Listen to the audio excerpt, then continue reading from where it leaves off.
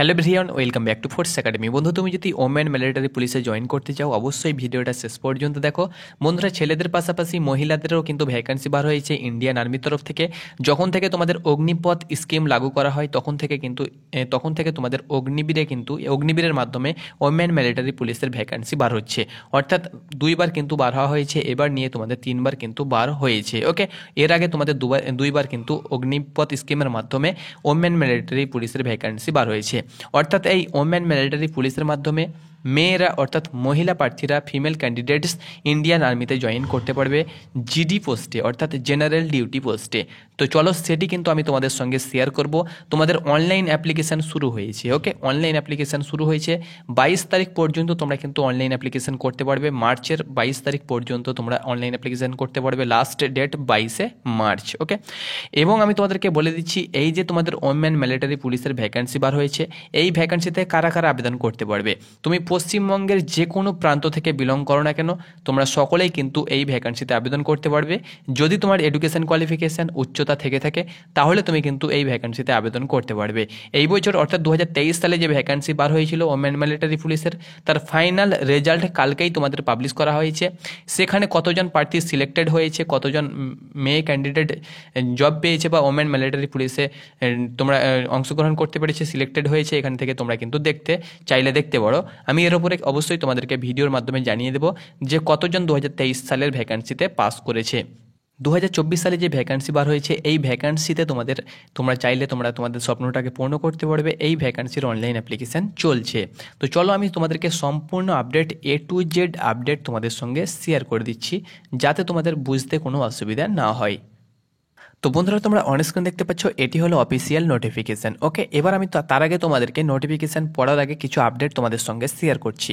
বন্ধুরা, এই যে ভ্যাকেন্সি বার হয়ে থাকে, এটি কিন্তু তোমাদের ওমেন মিলিটারি পুলিশের যে ভ্যাকেন্সি বার হয়ে থাকে, এটি কিন্তু তোমাদের জেডারও হিসাবে ভ্যাকেন্সি বার হয়ে থাকে।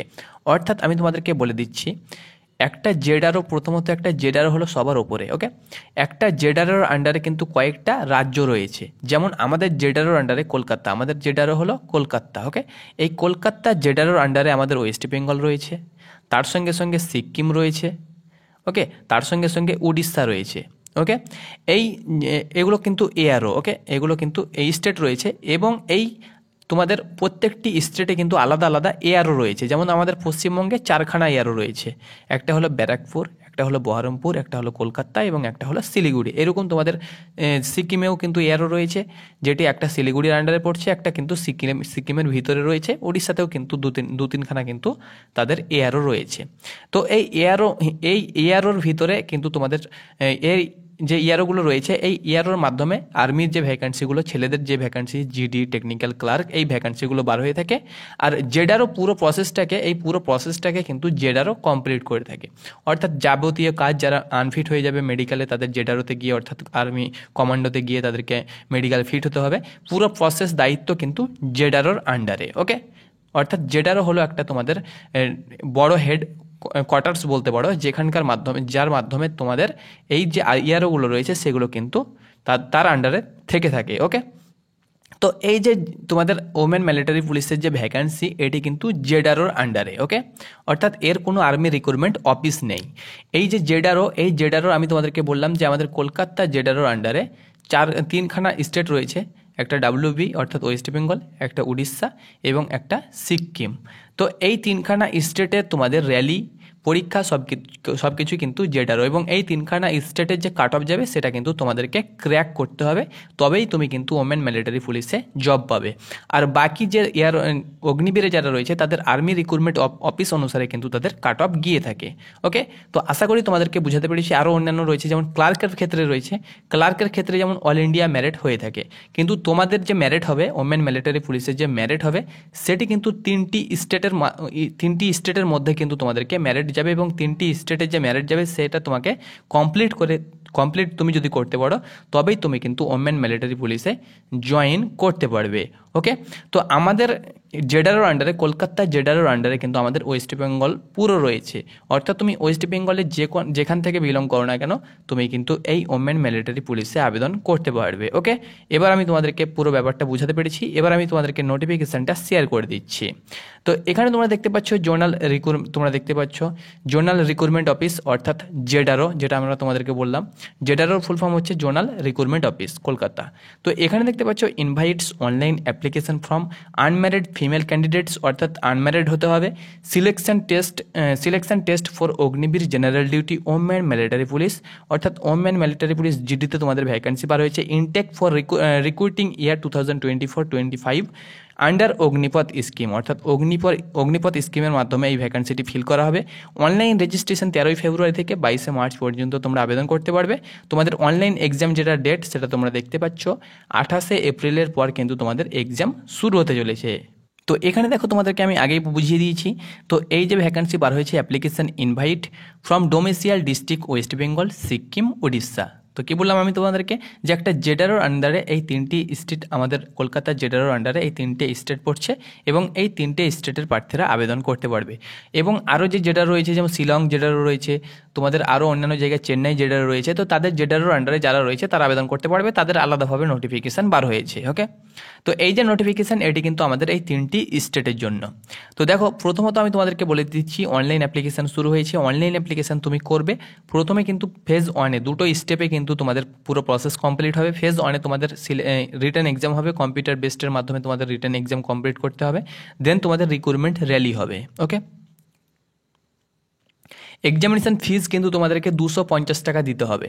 দেখো, এই যে আর্মির ভ্যাকান্সিগুলো বার হয়ে থাকে, এক্ষেত্রে এসসি, এসটি, ওবিসি বলো না কেন, ইডাব্লিউএস বলো না কেন, কাউরের কোনো কাস্টের কোনো সুবিধা নেই। ওকে, এক্ষেত্রে সবাই কিন্তু জেনারেল, আর্মিতে সবাই জেনারেল, এই জন্য কিন্তু সকলকেই 250 টাকা এক্সাম ফিস দিতে হবে। এক্ষেত্রে তুমি মেয়ে হও না কেন, ছেলে হও না কেন, তোমার কোনো কাস্ট নেই, তোমার কোনো সুবিধা নেই, কাউরির কোনো বয়সে ছাড় নেই। যেহেতু এই যে তোমাদের আর্মির ভ্যাকান্সিগুলো বার হয়ে থাকে, এতে 17.5 থেকে 21 বছরের প্রার্থীরা আবেদন করতে পারবে। তো এই 17.5 থেকে 21 বছরের মধ্যে কাকে কী ছাড় দেবে বলে, কোন কাস্টকে 3 বছর 4 বছর ছাড় দেবে? এই জন্য কিন্তু আর্মিতে কোনো বয়সে ছাড় নেই, কোনো ক্যাটাগরির কোনো সুযোগ সুবিধা নেই, সবাই কিন্তু জেনারেল, এবং জেনারেল হিসাবেই সকলে কিন্তু ফর্ম ভরতে পারবে। এই জন্য সকলকেই কিন্তু এক্সাম ফিস দিতে হবে। দেখো, এলিজিবিলিটি কন্ডিশন বা এলিজিবিলিটি ক্রাইটেরিয়া কী রয়েছে। তো এখানে দেখো, তোমাদের শুধুমাত্র অগ্নিবীর জেনারেল ডিউটিরই কিন্তু ভ্যাকান্সি বার হয়ে থাকে। যেমন ছেলেদের ক্লার্কের ভ্যাকান্সি বার হয়ে থাকে, ট্রেডম্যানের ভ্যাকান্সি বার হয়ে থাকে, জিডির ভ্যাকান্সি বার হয়ে থাকে, টেকনিক্যালের ভ্যাকান্সি বার হয়ে থাকে। কিন্তু মেয়েদের ক্ষেত্রে সেটা না, মেয়েদের ক্ষেত্রে একটাই পোস্ট, সেটি হলো অগ্নিবীর জেনারেল ডিউটি। তো এই জিডির দেখো বয়স 17.5 থেকে 21। তোমাদের এডুকেশন কোয়ালিফিকেশান সেম রয়েছে, ছেলেদের যেমন মেয়েদেরও তেমন চাওয়া হয়েছে। মাধ্যমিক পাস হতে হবে, মাধ্যমিকের পাশাপাশি 45% নাম্বার কিন্তু তোমার থাকতে হবে মাধ্যমিকে, এবং তার সঙ্গে সঙ্গে 33% নাম্বার কিন্তু তোমাদের টোটালে থাকতে হবে। অর্থাৎ টোটালে 45%, এবং প্রত্যেকটি সাবজেক্টে কিন্তু 33% নাম্বার থাকতে হবে। একটা সাবজেক্টে যদি তোমার 32 থাকে, তাহলে তুমি কিন্তু আবেদন করতে পারবে না। প্রত্যেকটি সাবজেক্টে কিন্তু তোমার 33-এর ওপরে থাকতে হবে, এবং টোটালে 45% থাকতে হবে, তাহলে তুমি কিন্তু আবেদন করতে পারবে। আর যারা গোর্খা রয়েছে, গোর্খা গারোয়ালস যারা রয়েছে, তাদের ক্ষেত্রে সিম্পল 10 পাস, তাদের ক্ষেত্রে পার্সেন্টেজের কোনো কড়াকড়ি নেই। আর তুমি যদি সিম্পল এসসি, ওবিসি, ইউআর হয়ে থাকো, তাহলে কিন্তু তোমার কোনো ছাড় নেই, শুধুমাত্র গোর্খাদের ক্ষেত্রে সিম্পল 10 পাস। আর এখানে যদি এলএমবি ড্রাইভিং লাইসেন্স তোমার থেকে থাকে, যেহেতু মেয়েদের ড্রাইভিং লাইসেন্স থেকে থাকে না, যদিও তোমার থেকে থাকে, তাহলে পরে কিন্তু তোমার একটা ভালো অপরচুনিটি রয়েছে, একটা সুযোগ রয়েছে। তো সেটা চলে গেল তোমাদের এডুকেশন কোয়ালিফিকেশান বয়েস। দেখো, বয়েস তোমাদের কাউন্টিং হবে, অর্থাৎ 1 অক্টোবর 2003 থেকে 1 এপ্রিল 2007-এর মধ্যে তোমার কিন্তু ডেট অফ বার্থ হতে হবে, ডিওবি হতে হবে, তবে তুমি কিন্তু আবেদন করতে পারবে। এই যে ডিওবি তোমাদের অফিসিয়ালিভাবে দেওয়া হয়েছে, এই ডিওবির মধ্যে তোমার ডিওবি থাকলে আবেদন করতে পারবে। এই ডিওবির বাইরে তোমার ডিওবি থাকলে তুমি কিন্তু আবেদন করতে পারবে না। এই ডিওবি অনুসারে কিন্তু তোমাদের বয়স হতে হবে 17.5 থেকে 21 বছর। অনেকে দেখবে যে তোমাদের বয়স 20 বছর 7 মাস বা 6 মাস তোমার যদি হয়, তাহলে তুমি কিন্তু আবেদন করতে পারবে না, যেহেতু 1 অক্টোবরের হিসাবে নেওয়া হয়েছে। ওকে, হাইট তোমরা এখানে দেখো 162 সেন্টিমিটার। তুমি যেখান থেকে বিলং করো না কেন, 162 সেন্টিমিটার তোমার কিন্তু হাইট হতে হবে। উচ্চতা কিন্তু হাইট এজ অনুসারে উচ্চতা, তবে তোমাদেরকে বলে দিচ্ছি, মেয়েদের ক্ষেত্রে 40+ তোমার যদি ওজন থেকে থাকে 40 কেজি প্লাস, তাহলে তুমি কিন্তু অনায়াসে ফিট হয়ে যাবে, অসুবিধা নেই। চেস্ট তোমাকে 5 সেন্টিমিটার ফুলাতে হবে। নর্মাল যে তোমার চেস্ট রয়েছে, সেখান থেকে কিন্তু 5 সেন্টিমিটার তোমাকে কিন্তু ফুলাতে হবে। এখানে দেখো স্পেশাল স্ট্যান্ড তোমাদের চেস্টের ক্ষেত্রে কিন্তু এখানে ছাড় দেওয়া হয়েছে, যারা গোর্খা রয়েছে তাদের ক্ষেত্রে কিন্তু 4 সেন্টিমিটার এখানে কিন্তু হাইটে ছাড় দেওয়া হয়েছে 4 সেন্টিমিটার, চেস্টের ক্ষেত্রে কোনো কড়াকড়ি নেই। আর নর্থ ইস্টের ক্ষেত্রেও কিন্তু এখানে হাইটে ছাড় দেওয়া হয়েছে, তোমরা অন স্ক্রিন দেখতে পাচ্ছ, তাদের ক্ষেত্রেও কিন্তু 4 সেন্টিমিটার এখানে ছাড় দেওয়া হয়েছে। তাছাড়াও যাদের ফাদার্স চাকরি করে তার সঙ্গে সঙ্গে যদি কোনো তোমাদের খেলার সার্টিফিকেট থেকে থাকে, স্পোর্টসম্যান হয়ে থাকে ন্যাশনাল স্টেট, তোমাদের ক্ষেত্রেও কিন্তু হাইট এবং ওজনে কিন্তু এখানে ছাড় দেওয়া হয়েছে 2 সেন্টিমিটার এবং ওজনে 5 কেজি কিন্তু এখানে ছাড় দেওয়া হয়েছে। এখানে আরও অন্যান্য আপডেটগুলো দেওয়া হয়েছে। তোমার যদি বাবা, তোমার ভাই যদি আর্মিতে রয়েছে, তুমি যদি স্পোর্টসম্যান হয়ে থাকো, এনসিসি এ বি সি তোমার যদি সার্টিফিকেট থেকে থাকে, তাহলে কিছু কিছু বোনাস মার্ক হিসাবে তোমাকে কিন্তু নাম্বার দেওয়া হবে। তোমরা অন স্ক্রিন দেখতে পাচ্ছ, এনসিসি এ থাকলে 5 নম্বর, এনসিসি বি থাকলে 10 নম্বর, এনসিসি সি থাকলে 20 নম্বর। আগে এনসিসি সি থাকলে তোমাকে পরীক্ষা দিতে হতো না, তবে এখন দেখতে পাচ্ছ 20 নম্বর। এবং এনসিসি সি যদি থাকে এবং তুমি যদি রিপাবলিক ডে প্যারেডে অংশগ্রহণ করে থাকো এবং প্যারেডে অংশগ্রহণ করলে তোমার একটা সার্টিফিকেট দেওয়া হয়, সেটা যদি থাকে তাহলে তুমি 25 নাম্বার তোমাকে দেওয়া হবে। ওকে, যারা এনসিসি করে তারা জানে যে দিল্লিতে গিয়ে প্যারেড করতে হয় বা প্যারেডে সকলে চান্স পায় না, যারা পায় তো তাদেরকে কিন্তু 25 নাম্বার দেওয়া হবে। টার্মস অ্যান্ড কন্ডিশনের ভিতরে তোমাদের অগ্নিপথ স্কিমের পুরো আপডেট দেওয়া হয়েছে, সেটি কিন্তু আমি তোমাদের সঙ্গে শেয়ার করছি না। সেটি তোমরা সকলেই জানো যে 4 বছরের চাকরি এবং প্রত্যেকটি বছর তোমাকে কত করে স্যালারি দেওয়া হবে এখানে মেনশন করে দেওয়া হয়েছে, কত টাকা মাইনাস করা হবে এবং তুমি হাতে কত টাকা পাবে, তার সঙ্গে সঙ্গে এককালীন তোমাকে কত টাকা দেওয়া হবে, সেবানিধি প্যাকেজ, স্কিল সার্টিফিকেট যেগুলো তোমাদেরকে দেওয়া হবে সব কিছু এখানে মেনশন করে দেওয়া হয়েছে। বন্ধুরা, আজ আমরা কথা বলবো অগ্নিবীর আর্মির বইয়ের ব্যাপারে, যেটি চাকসু প্রকাশনী মার্কেটে এনেছে। তুমি যদি অগ্নিবীর আর্মির জেনারেল ডিউটির প্রার্থী হয়ে থাকো তাহলে এই বইটি নিতে পারো। এটি কিন্তু বেস্ট প্র্যাকটিস সেট, 50টি প্র্যাকটিস সেট রয়েছে এই বইয়ের মধ্যে এবং 2400 প্লাস কিন্তু প্রশ্ন প্লাস অ্যান্সার কিন্তু দেওয়া হয়েছে। তুমি তোমার প্রিপারেশনটাকে যদি আরও মজবুত করতে চাও তাহলে কম্বো প্যাক নিতে পারো। সব পোস্টের জন্য কিন্তু বই অ্যাভেলেবল রয়েছে, লিঙ্ক ডিসক্রিপশানে রয়েছে। তো এগুলি ছিল তোমাদের আপডেট, যতটা তোমাদের প্রয়োজন ততটা আপডেট আমি তোমাদের সঙ্গে শেয়ার করে দিলাম। এবার আমি তোমাদেরকে বলে দিচ্ছি, ফেজ 1-এ তুমি যখন কোয়ালিফাই করবে, ফেজ 1 কোয়ালিফাই করার পরে তুমি ফেজ 2-তে ডাক পাবে। ওকে, ফেজ 1-এ তুমি যদি কোয়ালিফাই না করতে পারো তাহলে ফেজ 2-তে তোমার কোনো চান্স নেই, তখন তোমাদের রেজাল্ট পাবলিশ হবে। ফেজ 2-তে কী হবে, তোমাদের রিক্রুটমেন্ট র্যালি হবে। ফেজ 1-এ তুমি পরীক্ষা দেবে, ফেজ 2-তে রিক্রুটমেন্ট র্যালি হবে, তখন তোমাদেরকে আলাদাভাবে ডকুমেন্টস নিয়ে যেতে হবে। কী কী ডকুমেন্টস নিয়ে যেতে হবে আমি এর উপরে প্রত্যেকটি আপডেট তোমাদেরকে জানিয়ে দেবো ভিডিও করে। এখন আমি এগুলো বলছি না, তোমরা এখন পরীক্ষার জন্য প্রস্তুতি নাও। দেন কিন্তু তোমাদের কী হবে, র্যালি রিক্রুটমেন্ট হবে। ফেজ 2-তে র্যালি রিক্রুটমেন্টে কী হবে, তোমাদের হাইট দেখা হবে, চেস্ট দেখা হবে, ওজন দেখা হবে এবং তোমাদেরকে গ্রুপ 1 যে রান তোমরা দেখতে পাচ্ছ 1600 মিটার তোমাদেরকে রানিং করতে হবে।